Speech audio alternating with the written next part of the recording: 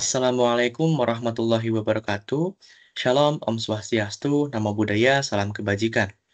Perkenalkan, saya M. Nizar Zulfikar, mahasiswa Teknik Sipil Universitas Diponegoro dengan NIM 210101211200054. Di sini saya akan menjelaskan resume mengenai laporan rekayasa nilai atau Study Value Engineering oleh Georgia Department of Transportation. Yang pertama adalah ringkasan bisnis plan. Untuk deskripsi proyeknya, proyek ini merupakan perbaikan dan perpanjangan masa operasional dari Jalan Tol I-20 arah timur dari persimpangan I-285 sampai CR 5150 atau Jalan Panola di DeKalb, negara bagian Georgia.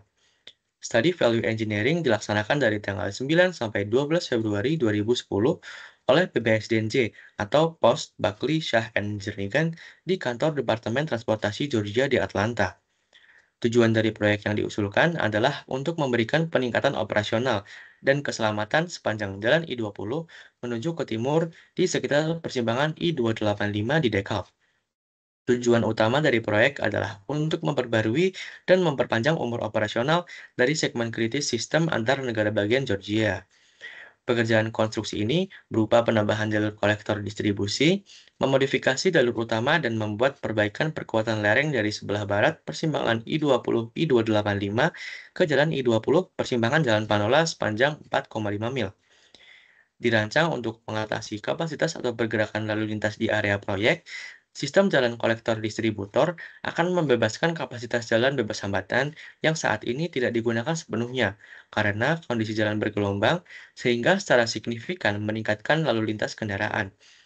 Proyek ini juga dibangun untuk mengatasi pergerakan kendaraan yang bertentangan dengan rekayasa lalu lintas untuk menciptakan kondisi perjalanan yang lebih aman.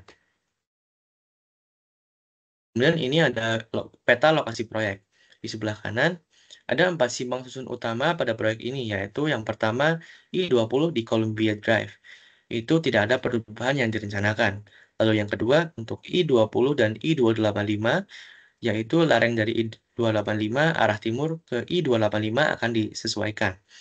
Kemudian untuk I-20 di Jalan Wesley Chapel, yaitu jalan yang berada di sekitar lereng yang menuju arah timur akan diatur kembali. Kemudian untuk yang keempat, I-20 di Jalan Panola, tanjakan ke arah timur akan diatur kembali. Kemudian ada dua persimpangan utama pada proyek ini, yaitu I-20 arah timur di Jalan Wesley Chapel, yaitu konstruksi lereng yang diusulkan akan terhubung dengan persimpangan yang ada. Kemudian untuk I-20 arah timur di Jalan Panola, konstruksi lereng akan diusulkan dan terhubung ke persimpangan yang ada. Kemudian dapat dilihat, ini ada dari kiri gambar lokasi proyek. Yang pertama ada simpang susun I-20 dan Wesley Chapel, kemudian simpang susun Jalan Panola dan I-20, lalu simpang susun I-20 dan I-285. Kemudian untuk biaya proyeknya sendiri, estimasi biaya konstruksi untuk proyek ini diproyeksikan sebesar $61.654.000 dan tidak ada biaya ke jalan. Utilitas yang dapat diganti diperkirakan sebesar $3.222.852 dan total biaya yang diproyeksikan untuk proyek tersebut adalah $64.876.940. Lalu untuk tujuan dari value engineering sendiri, usulan proyek yang menjadi subjek studi VE ini dimaksudkan sebagai solusi jangka pendek untuk ruas I-20 antara I-285 dan Jalan Panola. Solusi sementara ini diidentifikasi oleh GDOT atau Georgia Department of Transportation sebagai cara untuk menyediakan peningkatan operasional hingga proyek terprogram yang lebih besar di I-20 arah timur dan dapat diimplementasikan. Proyek ini dirancang sebagai proyek peningkatan sementara dengan umur desain sekitar 10 tahun. Proyek yang lebih besar direncanakan untuk jangka panjang, tetapi sumber pendanaan belum diperoleh untuk pelaksanaannya. Lalu untuk tim value engineering, pada proyek ini, tim studi rekayasa nilai dan kepemimpinan disediakan oleh PBS dan J, ditambah dengan insinyur desain jembatan dari Civil Services Incorporation atau CSI. Tim ini terdiri dari sebagai berikut. Untuk PBS dan J berperan sebagai tim leader, senior highway design engineer, dan highway construction specialist. Untuk CSI-nya sendiri berperan sebagai senior bridge design engineer. Kemudian kita masuk ke proses value engineering. Tahapan yang pertama yaitu investigasi. Pada tahap ini, tim VE akan menerima pengarahan tentang maksud desain di belakang proyek, masalah biaya, dan keterbatasan fisik pada proyek yang dikembangkan dengan menggunakan diagram Pareto. Nah, bisa dilihat pada tabel berikut ini, ada project element atau pekerjaan-pekerjaan yang akan dilaksanakan selama proyek. Ada aspal paving, traffic control, dan lain-lain. Nah, ini sudah diurutkan berdasarkan cost-nya atau biayanya dari yang terbesar kepada yang terkecil. Setelah itu disediakan eh, presentasi, kemudian dijadikan kumulatif presentasi. Setelah itu dijadikan diagram seperti gambar pada sebelah kanan. Untuk lebih jelasnya dapat dilihat sebagai berikut. Untuk diagram Pareto ini diambil 80% biaya pekerjaan untuk mewakili keseluruhan pekerjaan. Jadi 80% ini yang akan dilakukan study value engineering, yaitu ada 7 pekerjaan, yaitu asphalt paving, traffic control, sound barrier wall, grading complete, asphalt cement, retaining walls, dan drainage. Lalu tahapan yang berikutnya yaitu tahapan analisis.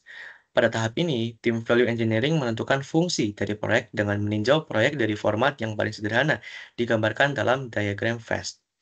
Nah, pada diagram ini digambarkan how dan why, bagaimana dan mengapa.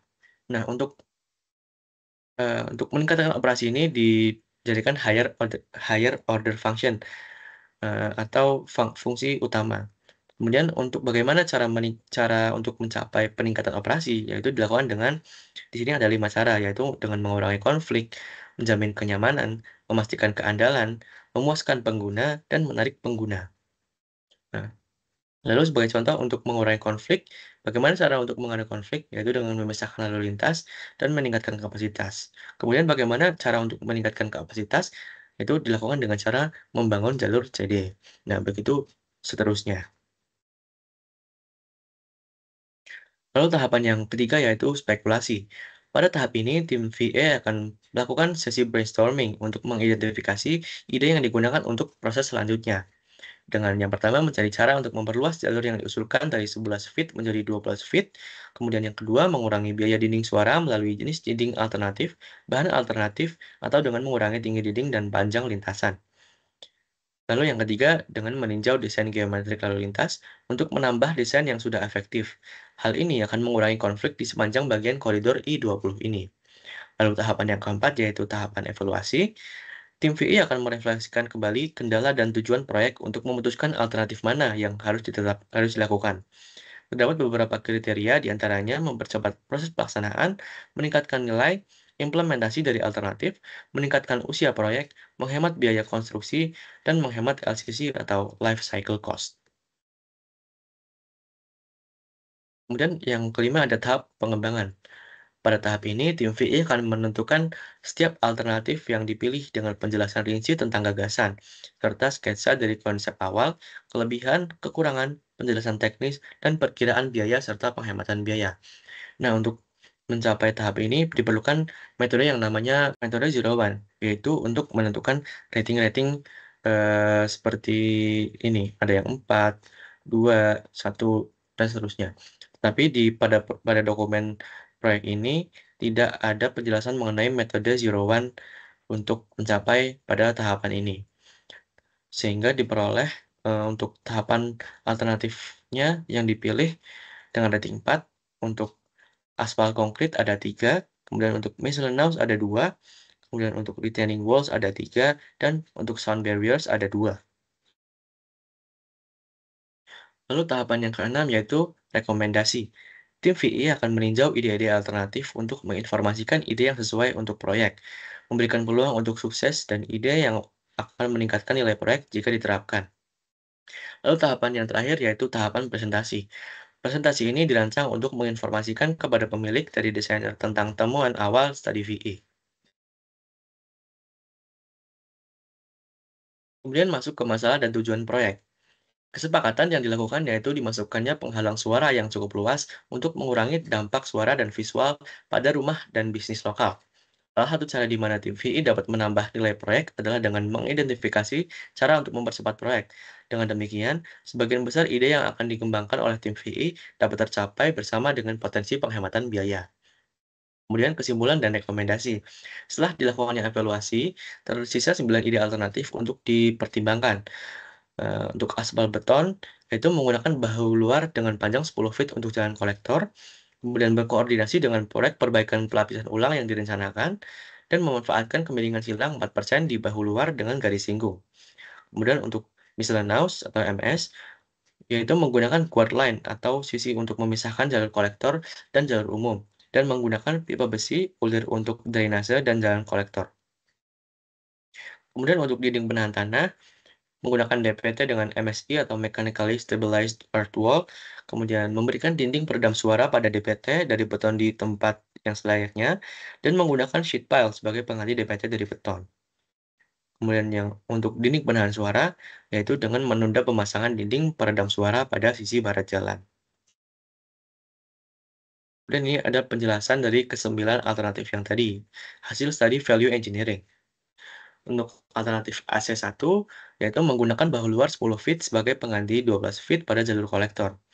Untuk desain awalnya, bahu luar jalan dengan lebar 12 feet sepanjang jalur kolektor, kemudian dijadikan hanya 10 feet saja.